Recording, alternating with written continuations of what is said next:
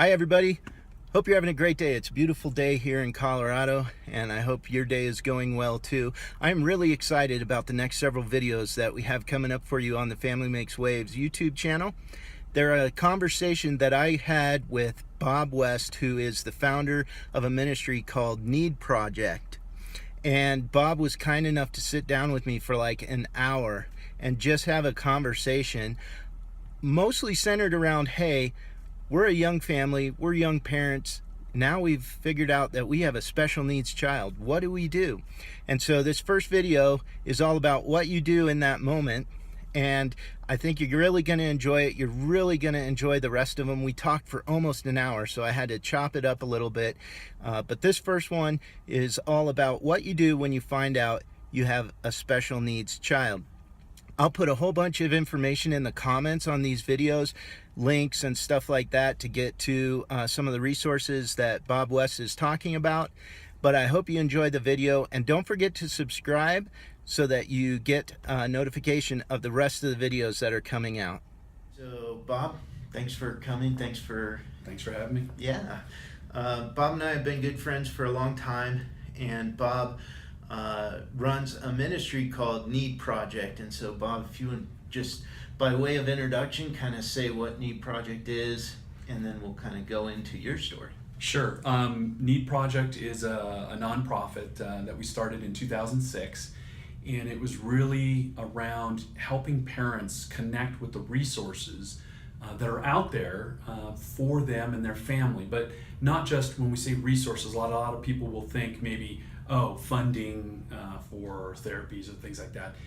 That is included, but to me, I use the old YMCA, body, mind, and spirit, and I think we need to, as a person, there's a completeness to us, and I think we want to speak to each one of those areas because we believe, especially around parents with special needs, there are issues in each one of those that need to be addressed. So that's really why we started it. Cool. And you didn't start this because you thought it was a good idea necessarily. There was a reason you thought it was a good idea. And so talk about your special needs child. Yeah, so our oldest, my wife and I were married a couple of years. We decided to start a family. Kyle was born, my wife went into labor 2 months premature.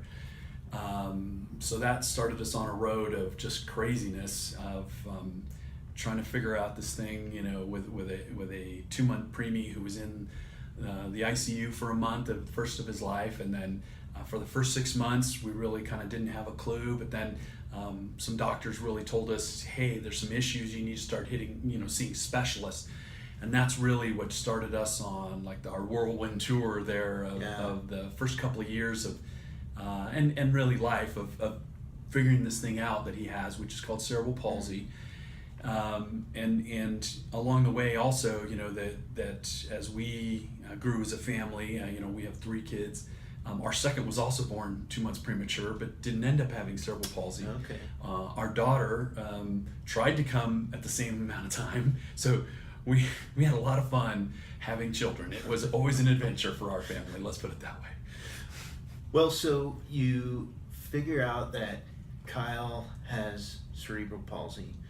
And the doctors actually at first were like, hey, you need to get him checked out. There's something not quite right. Talk about the emotions that you guys had as a couple, and what was that moment like? Well, I mean, I've equated it to drinking from a fire hose before, that somebody just stood in front of you and just put it on full blast, because there's just, it's an overwhelming, not just from that standpoint of emotions, but from everything. I mean, all of a sudden you're thrust into a world of going to different doctors and specialists that you have no idea. You've never heard of this stuff, right? Yeah. I laugh because our first doctor, who was our prenatal doctor with Sue, was this older gentleman. He said, babies have been born for millions of years and they'll be born, you don't need all this fancy stuff, right? He was an old kind of curmudgeon-y guy.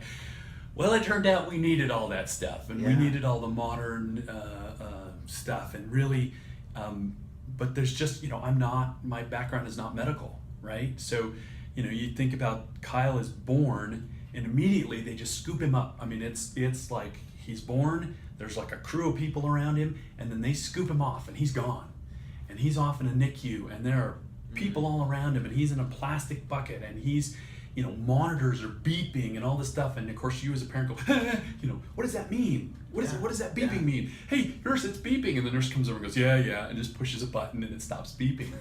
Well, you don't know that. Right? It can be very overwhelming. It can be just confusing that they're talking about, you know, they talk to us about things like hydrocephalus. I had never heard of that. My wife does have a nursing background, so she was a little more clued in, right? But I don't know what hydrocephalus, or that his legs are scissoring, or that he has spastic diplegia, or, I mean, all of these terms you have to learn. And so it can be very overwhelming. But I try and tell parents, you know, when they say something's wrong, it can be very much like you think it's a sprint. Like you've just gotta know everything immediately. You gotta do everything. You gotta find every specialist. You gotta do. No, because here's the thing about special needs. Most of them, now there are a few that, you know, there are a few that surgery cures certain things. If they have a cleft palate, you know, that's can be taken care of. If they have a club foot, that can be taken care of. And prognosis is there's a time of therapies and recovery, but they really recover from that. If it is a long-term disability, you are in a marathon, not a sprint. So remember that you've got to have energy, right? You can't just you can't just go into it like, I'm going to do everything right now. What you've got to do is set a pace. Okay, these are the things we need to do.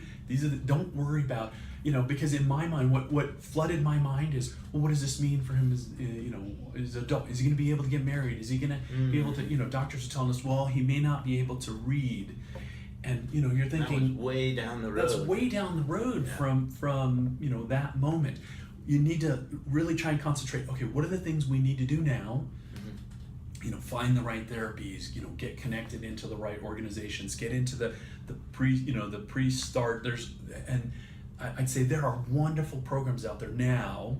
There may not have been as many when Kyle, I mean, he's 25 now, but there are wonderful programs that, and they've really understood that early intervention makes all the difference for kids long term. So finding the right early intervention programs, getting connected with those in your local area will really, you know, help you to get your kid going, and those folks can help you navigate, right?